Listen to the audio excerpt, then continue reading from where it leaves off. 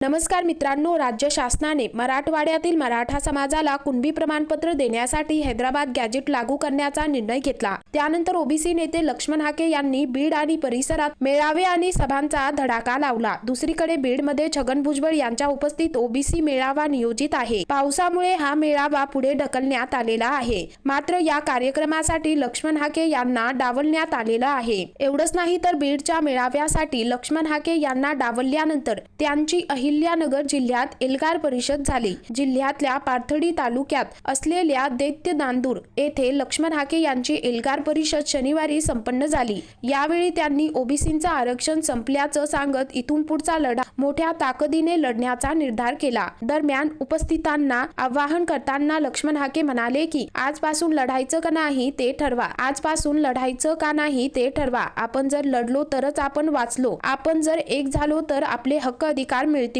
नाही तर परत गुलामीत जावं लागेल। काय करायचंय ते ठरवा। एवढंच नाही तर ओबीसी म्हणून आपल्याला एक व्हावं लागेल। आज ओबीसींचं आरक्षण गेलं आहे, उद्या दलितांचं कायदा रद्द होईल, एससी एसटीचं आरक्षण जाईल, महाज्योतीला निधी दिला जात नाही, ओबीसींना वसतिगृह नाही, पवारांनी नातेवाईक बघितले आणि जात बघितली, असा गंभीर आरोप त्यांनी शरद पवारांवर केला। त्यांच्या या वक्तव्यानंतर महाराष्ट्रात एकच खळबळ उडालेली आहे। एवढंच नाही तर हाके पुढे म्हणाले, ओबीसी बांधवांना आणि नेत्यांना विनंती आहे की सगळ्यांनी बोललं पाहिजे, नाही तर मग त्यांना घरी पाठवावं लागेल। ही लढाई चालू ठेवायची का? इथं जमलेल्या एकाही माणसाला गाडी डिझेल दिलेलं नाही। राज्यात 50 ते 60% लोक आमचे आहेत, त्यामुळे येत्या काळात हे आंदोलन पुढे न्यायचं आहे, असं आवाहन त्यांनी केलं आहे। लक्ष्मण हाके यांच्या या वक्तव्यानंतर ओबीसी समाजामध्ये मोठी आक्रमक भूमिका पाहायला मिळत आहे। त्यांच्या या वक्तव्याचं पुढे काय परिणाम होणार हे पाहणं महत्त्वाचं ठरणार आहे। तर मित्रांनो, एकंदरीत संपूर्ण प्रकरण पाहता या संदर्भात तुमचं काय मत आहे खाली कमेंटमध्ये नक्की सांगा।